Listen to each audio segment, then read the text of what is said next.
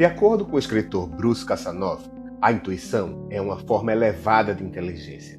No nosso encontro de hoje, recordaremos uma contribuição ímpar do bioquímico britânico Peter Dennis Mitchell, publicada por ele em 1961, em um artigo antológico, no qual ele propôs a hipótese quimiosmótica, com o objetivo de explicar o mecanismo de transferência de energia dos sistemas biológicos.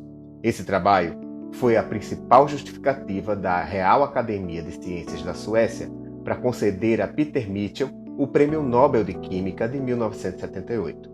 Mas antes de conversarmos sobre a hipótese quimiosmótica, vamos relembrar quem foi Peter Mitchell? Nascido em Mitcham, no condado de Surrey, Inglaterra, no dia 29 de setembro de 1920, Peter Dennis Mitchell era filho de Christopher Gibbs Mitchell e Kate Beatrice Dorothy Tapia. Há quem considere que, por ser ateia e racionalista, Kate ensinou Mitchell a assumir a responsabilidade por seu próprio destino e principalmente pelas suas falhas. Peter Mitchell foi educado no Queen's College em Taunton e posteriormente no Jesus College em Cambridge. O resultado do exame de bolsas de estudo que ele prestou para entrar no Jesus College foi tão fraco que ele teve dificuldades para ser admitido na universidade. Porém, ele conseguiu ingressar logo após o início da guerra com a Alemanha em 1939. Em 1942, Peter Mitchell se formou em bioquímica no Jesus College e, em seguida, aceitou um convite para desenvolver pesquisas no Departamento de Bioquímica da Universidade de Cambridge. Em 1951, concluiu seu doutorado após defender sua tese sobre a ação da penicilina e assumiu o cargo de Demonstrator no Departamento de Bioquímica. Em 1955, Mitchell foi convidado pelo professor Michael Swain para assumir a direção da Unidade de Pesquisa em Bioquímica, a Chemical Biology Unit, no Departamento de Zoologia da Universidade de Edimburgo, Escócia. Em 1963, Mitchell, acometido por uma úlcera, foi obrigado a abandonar o cargo de professor na Universidade de Edimburgo e, com recursos próprios, juntamente com uma ex-colega de pesquisa, Jennifer Moyle, ele montou um laboratório numa propriedade rural e fundou o Instituto de Pesquisa Glenn, onde trabalhou até seus últimos dias de vida. Em 1965, no Instituto Glenn, Peter Mitchell, Jennifer Moyle e outros poucos colaboradores iniciaram o programa de pesquisa sobre reações quimiosmóticas e sistemas de reação pelos quais o Instituto tornou-se conhecido. Vamos agora entender o que diz a hipótese quimiosmótica? A ideia de Peter Mitchell envolvia um princípio novo, muito diferente daqueles propostos pelos pesquisadores que o antecederam. Em 1961, Mitchell propôs a hipótese quimiosmótica, de acordo com a qual a maior parte do ATP sintetizado na respiração celular é proveniente do gradiente eletroquímico entre os dois lados da membrana interna mitocondrial. O catabolismo de moléculas como a glicose, ácidos graxos e alguns aminoácidos produz acetil-CoA, um intermediário rico em energia cuja oxidação na matriz mitocondrial é acoplada à redução de moléculas transportadoras, como as coenzimas NAD e FAD, produzindo as formas reduzidas NADH e FADH2. Essas coenzimas transportam elétrons para a cadeia transportadora na membrana mitocondrial interna e utilizam a energia livre desse transporte para bombear prótons da matriz mitocondrial, local com menor concentração de prótons, para o espaço intermembranas, onde a concentração de prótons é maior, portanto, invertendo a segunda lei da termodinâmica. De acordo com essa lei, o fluxo de energia e matéria sempre ocorrerá espontaneamente do maior para o menor nível. Nesse sentido, o fluxo de prótons nas mitocôndrias não é espontâneo, visto que ele ocorre contra o gradiente eletroquímico, e essa é a razão pela qual ele necessita da energia do fluxo de elétrons. O transporte de prótons entre a matriz mitocondrial e o espaço intermembranas armazena energia sob a forma de um gradiente eletroquímico transmembranar. Podemos dizer então que este é um processo eletrogênico. É importante perceber que, através do acúmulo de prótons no espaço intermembranas, a energia oriunda dos elétrons retirados das biomoléculas metabolizadas é convertida em uma alta energia potencial elétrica, que é proporcionada pela interação entre as cargas positivas dos prótons que passam a se repelir. Os prótons, então, sob o efeito dessa energia potencial elétrica, tendem a voltar para a matriz mitocondrial através da subunidade da ATP sintase que forma um canal de prótons, a subunidade FO. O fluxo de prótons que se estabelece através dessa enzima proporciona à ATP sintase transformar a energia cinética desse movimento na energia química que é armazenada na molécula de ATP, através da fosforilação do ADP.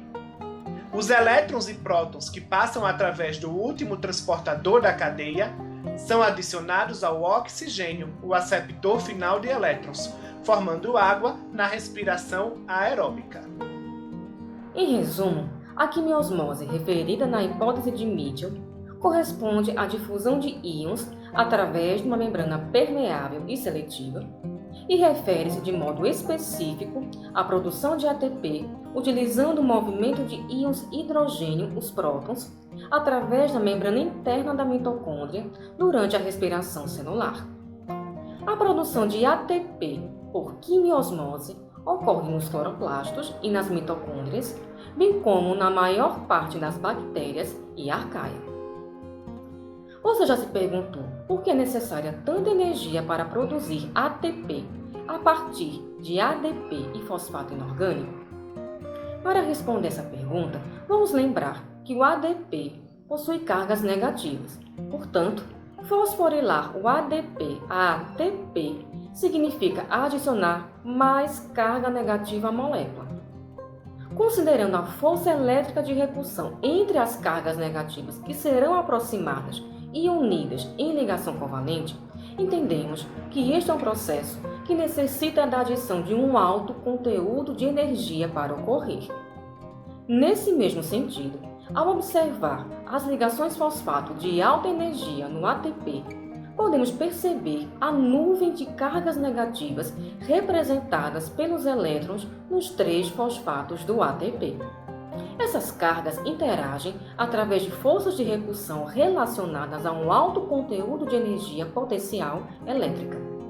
Exatamente por isso, a quebra de uma ligação no ATP é um processo tão exergônico, ou seja, libera um alto conteúdo de energia livre. A hipótese quimiosmótica de Peter Mitchell foi considerada radical e ousada, e por isso não foi bem aceita na época. No início de 1960, os bioquímicos achavam a teoria complicada demais e diziam que ela possuía elementos dispensáveis ao processo. Eles se referiam às membranas. Mitchell foi então ridicularizado e passou mais de 15 anos tentando provar experimentalmente que sua hipótese fazia sentido. A ideia que prevalecia na época era um conceito quimicamente mais conservador da existência de um intermediário estável de alta energia potencial entre a quebra metabólica de uma biomolécula e a fosforilação oxidativa do ADP. Contudo, um intermediário desse tipo jamais foi experimentalmente encontrado.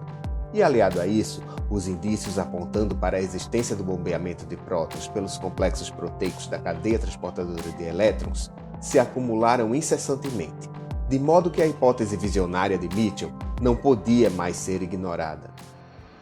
Com base nas evidências acumuladas, a teoria quimiosmótica finalmente foi aceita pela comunidade científica, e Peter Mitchell foi homenageado com o Prêmio Nobel de Química em 1978.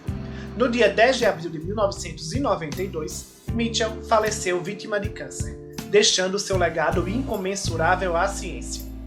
Anos antes de sua morte, Mitchell obteve muitas honrarias, como foi o caso da medalha Sir Hans Krebs, concedida pela Federação das Sociedades Europeias de Bioquímica, em 1978. Ele também foi escolhido como membro de importantes organizações e sociedades, incluindo a Organização Europeia de Biologia Molecular, para a qual ele entrou em 1973, e a Sociedade Americana de Bioquímicos, na qual ele ingressou em 1975. Ele também foi congratulado com o título de doutor honorário em ciências pela Universidade de Exeter em 1977 e pela Universidade de Chicago no ano seguinte. Milton Sayer Jr., professor de biologia da Universidade da Califórnia em San Diego e escritor da biografia de Mitchell, afirmou: Mitchell acreditava apaixonadamente que a tolerância e a arte da gentileza na investigação de mente aberta podem facilitar a comunicação através das barreiras do dogmatismo para a criação de um mundo melhor e consciente.